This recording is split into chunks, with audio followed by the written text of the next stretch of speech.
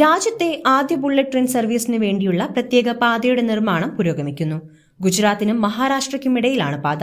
മണിക്കൂറിൽ 350 കിലോമീറ്ററിൽ ട്രെയിൻ ചീറിപ്പായുന്ന പാത അത്യാധുനിക സൗകര്യങ്ങളോടെയാണ് തയ്യാറാക്കുന്നത്. ചെറിയ പാളിച്ച പോലും വെല്ലുവിളിയാകുമെന്നതിനാൽ അതീവ ജാഗ്രതയോടെയാണ് നിർമ്മാണം. ഗുജറാത്തിലെ വൽസദിൽ ഒരു തുരങ്കവും മഹാരാഷ്ട്രയിലെ പൽഘാറിൽ 7 തുരങ്കങ്ങളുമാണ് പാതയ്ക്ക് വേണ്ടി ഒരുക്കുന്നത്.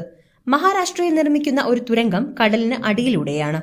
ഇന്ത്യയിലെ ആദ്യത്തെ കടൽ തുരങ്ക റെയിൽപാതയുമാകും ഇത്. മുംബൈക്കടുത്തുള്ള താനെ ക്രീക്കിലാണ് കടലിന് അടിയിലൂടെ തുരങ്കം വരിക.